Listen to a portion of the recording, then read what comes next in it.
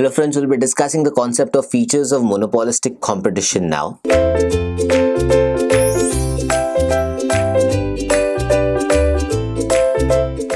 So, we have understood what exactly monopolistic competition means in the previous video where we have discussed about the meaning of monopolistic competition. Now we'll be defining, or rather we'll be understanding what features of monopolistic competition means to us. Let's start with the definition of it, or rather let's start with the first feature related to this. Now, the first feature of monopolistic competition as mentioned above is product differentiation. A buyer can get a specific type of a product only from one final source, maybe through the dealers and sub-dealers, etc. So the first features refers to product differentiation. Now, as we have discussed earlier that we may have different tires. Let's take the same example again so that it is better for your understanding. We have three different tires companies with us. One will be Seat, one will be MRF, and one will be TVS. All right, now all these tire companies, or these three different tires companies, will be selling out certain tires to us. These tires will have different features. One will have different threads in terms of threading, in terms of kilometers, in terms of price. All right, now these three things will be three different features. Now when we differentiate any product based on these features or based on different products, that becomes the first feature of monopolistic competition, because under monopolistic competition you are able to segregate, you are able to differentiate the product based on the features of it. Hence, when we say that in monopolistic competition, we are still dealing with homogeneous product which are slightly differentiated as compared to the features. That is the reason how we understand why and how product differentiation is very, very important when it comes to marginal, or rather when it comes to features of monopolistic competition in the first place. So when we discuss monopolistic competition in the first place, it is either the first part, that is the product differentiation, product feature, that we can speak about. Now, product differentiation necessitates incurring of selling expenses on the part of the firm under market structure of monopolistic competition. Now, when we are differentiating product based on the features, based on the different features that every product will have, which are still homogeneous in some or the other nature, there are certain selling expenses, there are certain marketing advertisement that has to be done, some different kind of unique kind of style that has to be incorporated to make sure that the product differentiation happens in a specific way, in a specific gender, or rather in specific kind of thing, which will be very easy for you to understand as a product user. Now, when you're using these features, when you're making sure that all these products are defined in a specific way, all these products are being used in a specific way, there is a different way in which you can advertise the market, or rather advertise the product in the market in a different way altogether. For example, Michelin may use the terms of kilometers, warranties in terms of different threads, and the same way Seat may be using threads, kilometers, warranty, pricing, but all of these ideas will be incorporated in a different advertising concept. So the advertising concept of Seat will be different as compared to the advertising concept of MRF, as compared to TVS, as compared to Michelin, etc. So based on this, how exactly you can figure out things are going to change for you, how exactly you can figure out things are going to change for the best of it, is something that you need to understand. So this is what you need to figure out when it comes to figuration of rather differentiation of the product based on the features here. Now, when we speak about more of these details, monopolistic competition is characterized by a large number of sellers. Again, large number of sellers doesn't mean that a humorous, or rather humongous number of sellers. These are handful, but still we call them large number of sellers. It may be a handful because you can still count them on your fingers. 10 people, 10 sellers. So 10 sellers, 10 people, different sellers. Hence, we call them large number of sellers, but still if you have to understand them in this specific way itself, which is known as handful sellers basically. So this is what you need to figure out. The demand and supply conditions of these sellers are interdependent.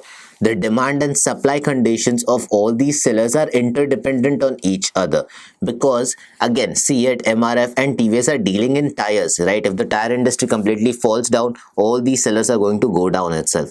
But if there are certain technological advancement that happens, then that depends exactly on how exactly the advancement has happened and whether it is beneficial for the company or not. So there are different features that you have to learn into, different features that you have to figure out, and based on that you need to figure out how exactly advertisement concept will go hand in hand with the different features that are available to be produced, or other different features that are available to be given out to the customers or consumers here. Now, however, in spite of their large numbers, no individual seller becomes a price taker. Despite being handful or large number of sellers, no individual seller can become a price taker. That means the influential of price is still under the hands of these sellers itself. He has the authority to demand the price of his choice, though he has also, or rather he also has to consider demand conditions for his product while exercising that authority. Now, as monopolistic competition, again, the influence of the price is in the hands of the price maker or the product maker itself. That means the seller itself. But before he exercises his authority of charging the price, he needs to make sure that his product is in demand. Now, for example, if the denim wash, or rather the monkey wash jeans that we had earlier, if those kind of jeans are not in demand right now, and if you're trying to sell those jeans to people, do you think you will be in the pricing authority, or rather do you think you will be in the authority to make the prices there? Of course you won't be. Why? Is because those products are completely out of market now. There is no such scope for the market, or rather no such scope for that specific product to go further into details of this. Hence you figure out that yes, if it is not happening, it is not going to happen. Hence, in order to be in the position to charge the price, to make the price, or to demand that price, you need to make sure that you are under the category of that specific area where your product is in demand. So product demand and research on that product demand, or to figure out how much is the product demand of your product, is something that you need to look into first before coming on to the authority, or rather before exercising the authority of charging the price here. In other words, you can also say that in spite of there being a large number of sellers, the demand curve of the product, or rather for the product of an individual seller, is downward sloping. Again, even if there are a handful of sellers, the demand curve of that product will be always downward sloping, this is what you need to understand. And on this demand curve, you set up an equilibrium point. For example, if this is the price, this is the quantity, at this much of price, the industry is selling this much of quantity.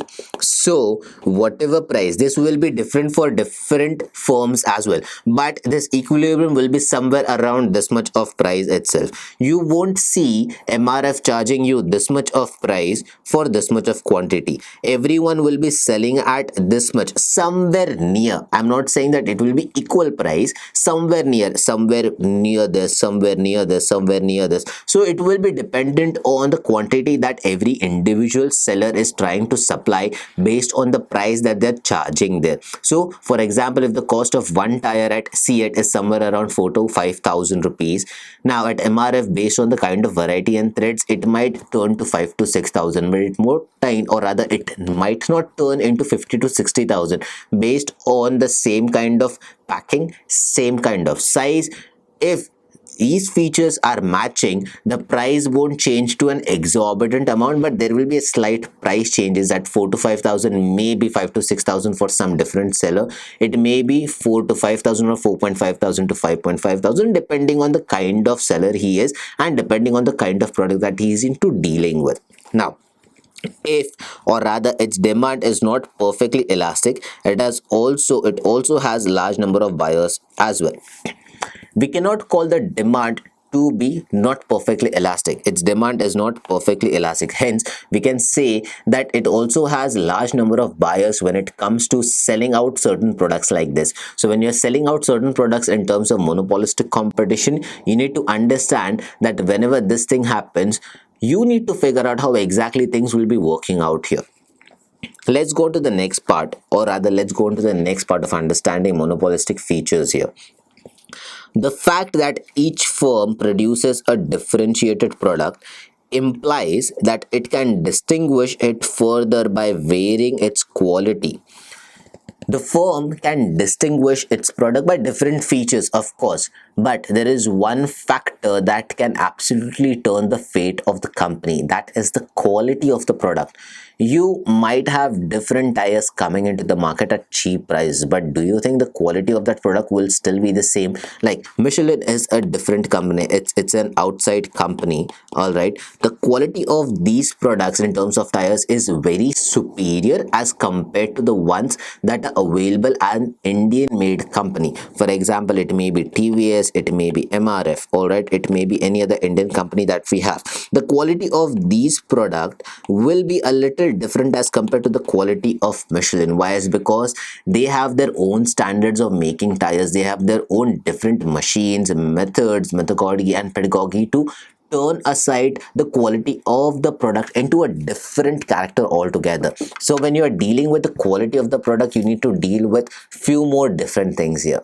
Now, when we are discussing about different features of this, let us read out. An improvement in the quality implies that an increase in the average cost of production, while deterioration in the quality implies in the reduction in the average cost of production.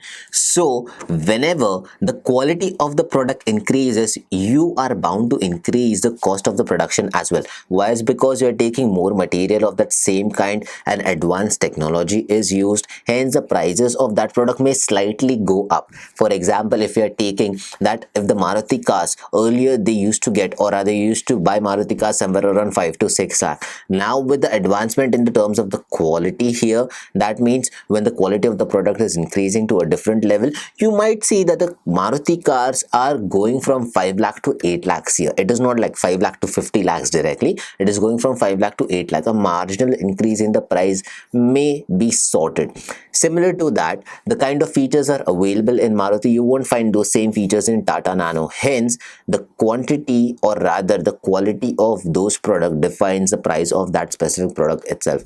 Hence, the price of Tata Nano is somewhere around 1.5 lakh or 2 lakh max, to the max level. Now, when we're discussing about the quality of the product, we understand that the increase in the quality is because of the increase in the cost of production as well. So if you're increasing the quality of the product, the cost of production will automatically go up. That is something that you've already realized, that you're something that you've already recognized. And so as when we are giving an example of Tata Nano, the quality of that product is not as compared to the quality of a Maruti car. Hence, the cost of that product is low as compared to the cost of a Maruti car. This is what you need to understand here. Now, also improvement in quality is expected to increase the demand for the product. If Maruti cars are giving you features that are available in a Merc car or in some other foreign brand car, don't you think the demand for that product will increase to an exorbitant level, because you are getting the features of a car which is worth rupees 50 lakhs in a car which is worth rupees 10 to 11 lakhs here. So you would mind, or you rather you wouldn't mind spending 10 to 11 lakhs in such a car which is giving you, or rather such an Indian car which is giving you all the features of a foreign car here. So based on that, you wouldn't mind. Hence the demand of that product will still go up, because if you compare 10 lakhs as compared to 50 lakhs is a major difference as compared to 8 lakhs versus 10 lakhs here. So you spend up 2 lakh more on a Maruti car, which earlier you could have bought it at 8 lakh, and spending 2 lakh more and spending that much of amount to buy a car which is giving you features worth rupees 50 lakhs. So there is a massive difference, and hence the demand of such products will go up humongously. Now, for each given quantity, the buyers are ready to pay the higher price. Again, for every given quantity that is mentioned here, if the car features are provided, or rather if the car is provided with such features which are very rare to say a no to such features based on such a pricing here, of course every individual will be ready to pay a higher price, because that higher price is very low as compared, or rather when compared with a car which actually has certain features but is priced very high. So if 10 lakhs is considered to be higher price, that higher price is still very low as compared to an actual Mercedes car which would costing nothing less than 50 to 60 lakh rupees. So you're saving a lot of amount. You're getting to drive a car which is rich in features, which gives you the comfort and the kind of comfort that is also available in Mercedes Benz. So if such a comparison is made, don't you think you will be buying a car which is worth rupees 10 lakh rather than spending 50 lakhs on loans and buying a Mercedes car? Again, the depreciation value is going to be very high for that. So something like this can be a better deal for everyone here. Now, the next part refers to the firms under monopolistic competition face a competitive market as regards to the input used by them.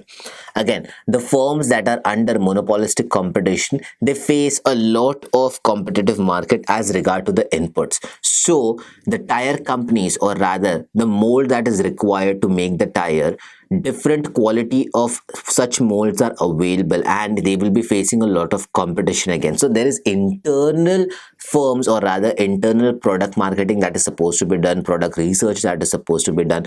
Based on that, you need to select how exactly which mold is specified, or rather which mold will be as per your pricing, or which will fit under your pricing, which will fit under your quality, and which will be good for your product. So based on that, you have to select the mold. So based on that, there will be a lot of competition between internal firms itself.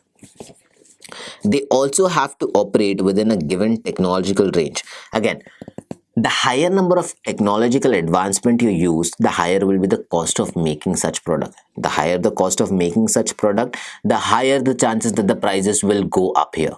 So the higher the chances the prices go up, the lesser will be the demand for that product based on the competition that is already prevailing in the market here. Hence, the result is that no firm is able to compete out its rival by producing a better quality product at a lower average cost. Hence, in such cases, if a firm and B firm are dealing, A firm is using all the technological advancement that can be used, and the cost of one tire is going to 5,000. However, firm B is giving the similar kind of tire at 3,000 rupees. But if this tire, or rather now if A firm gets more of technological advancement and this 5,000 turns into 8,000 here, but the similar kind of tire, similar kind of, I'm saying not the exact kind of, similar kind of tire is being sorted for 3,000 rupees with that much of warranty, that much of specifications related to it. It's only just the mold is changing, there are different technological advancement that is used, this is handmade, this is technological or other computer made here. Based on that, this is going to 8,000 per tire.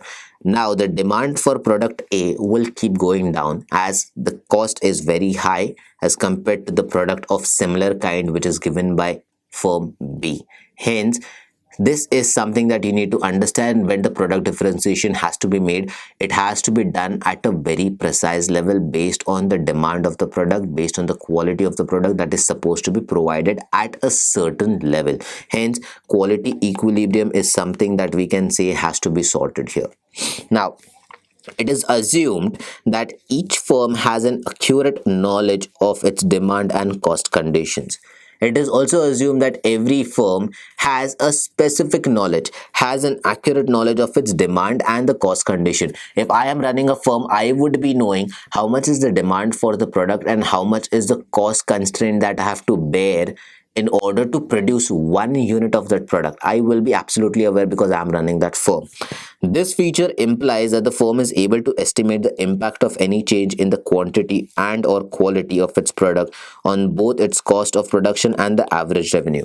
So if I'm making any changes in the quantity of the product, in the quality of the product, or both of them, I will absolutely know what is the effect of it on the demand of the product, what is the effect of it on the cost of the product, and how exactly will it be actually helpful for my company or it won't be actually helpful for my company, something that I'll be knowing here. So this is what you need to understand. This knowledge therefore enables the firm to maximize its expected profit income. So if I'm aware about the cost of the production, the demand of the product, if the demand of the product is already very high and there is no stopping to it, I might certainly change, or rather I might just marginally change the price of the product a little bit more as compared to any other product, because the product demand is very high. People trust my product, people know that the quality of the product will be absolutely very good, and people can close their eye and buy such products from me because I've already built that brand name, I've already built build that kind of reputation in the market here. I've already have my market share here. Now if I have to expand that thing, I will certainly raise the quality of the product. Again, that quality will be in line with the kind of amount that is supposed to be raised. So if the marginal quality is raised, only marginal price change will happen, and that won't affect the demand of the product here in the larger segment or in the future run here. This is what you need to understand. Now the next part refers to every existing firm can leave the group of the firms belonging to the product group. Now, just like in monopolistic competition, there is free entry, there is also a concept which is known as free exit. That means every firm that is there in the group, they have the authority, or rather they have their leverage of leaving the group as and when it is required. So if they feel that there is no such profit that can be maximized, or rather they have maxed out the profit and everything will be at par right now, if the average cost of production is going to go up, you need to understand that it's time for the firm to take into some different organization, to take into some different market, or run something which is parallel to this, which can help, or rather which can help balance everything at one single point of time itself. Hence, similarly, new firms can enter the group and produce close substitutes of existing products in the group. So if one of the firms are leaving, or other few of the firms are leaving from that group, new firms can enter that group and produce close substitutes at a competitive rate here. Again, this free entry and exit of firm ensures that in the long run, no firm can incur a loss and no firm is able to earn abnormal profit. Again, because of this concept of free entry and free exit, every other firm in that specific group is able to make sure that there is no abnormal profit there is run, or rather there is no abnormal profit that is earned by any of the firm here. Everyone earns normal profit, everyone earns profit, that is one thing, and every other firm keeps on running in the near future itself. There is no loss that every firm, or rather there is no loss that any of the firm will be taking as a hit here in each of the cases. Now the next part refers to, at the same time, every firm in monopolistic competition is assumed to pursue the goal of profit maximization. Every firm that is running under this specification as mentioned, profit maximization will be one of the most important concept that they will be dealing with. Profit maximization is one of the most important thing that they want to deal with, and there is no other concept, no other part that will be kept aside here. So it is aim, or rather its aim is not to maximize sale proceeds or to increase in the market share, etc. It is aim, or rather its aim is not to maximize the share profit here. It is, or rather, to increase the sale in the market. The only thing is that it has to sustain in the long run. So profit maximization, increasing the share in the market, that will keep happening on its own the moment the firm sustains the long run patch of it. Now there is few more things that we are supposed to discuss here. Let's discuss that part first. Let me just change the ink of this thing so that it is better for you to understand how exactly we'll be going through. It is assumed that in monopolistic competition, all firms have identical cost and demand conditions. We assume, again it's an assumption here, there is no such fact as mentioned. It is assumed that all the firms in monopolistic competition have similar kind of demand condition, have identical cost as well. This simplifying assumption helps us in analyzing the determination of group equilibrium. Because of this thing, we are able to analyze how exactly the group equilibrium is sought, or how exactly the industry equilibrium is sought here. It enables us to analyze the working of an individual firm and use it as a representative of working of the entire group. So every individual firm, if we analyze every individual firm, it will be easy for us to figure out that every individual firm will somehow reflect how the industry is working. Just like when you behave properly, it is showed, or rather it shows that how exactly you have been treated in your past. Now exactly, if you have been treated very well, if you have been taught that this has to be done in terms of providing respect, and if you give that kind of respect, or if that kind of thing is depicted in your nature, it is assumed that yes, your parents must have taught you some very good knowledge, or other very good values, that you have to respect every other person, whoever it is. May not be small, it may be big, anything of that concern you respect, or rather you speak to them with respect. If all these things are happen, you or rather your nature or your behavior will show how exactly your parents' behavior as an industry would be. So just that kind of example that we can relate it to. Now, in the absence of this assumption, we have to separately work out on determination of output, product quality, and the price of each firm within the group. If at all this kind of analysis is not there, then we have to individually separately work out on every group, every firm that is there in the group, just to figure out what we have to figure out: the determination of output, we have to figure out the product quality of every individual firm, we have to figure out the price of each firm within the group. All these things will be carried out separately if at all we don't assume this thing in the first place. So whatever we have learned right now, these are the main features of monopolistic competition. These are the things that you need to understand. You need to figure out how exactly things will be working out for you when you have to describe the features of monopolistic competition. So monopolistic competition features that we have learned right now can be expressed in your own ways as well. You can use your own examples, but make sure they are related to the content and not going outside the content or outside the boundary here. So this is all that we have for you when it comes to monopolistic competition features or features of monopolistic competition. That's it for the video. Thank you.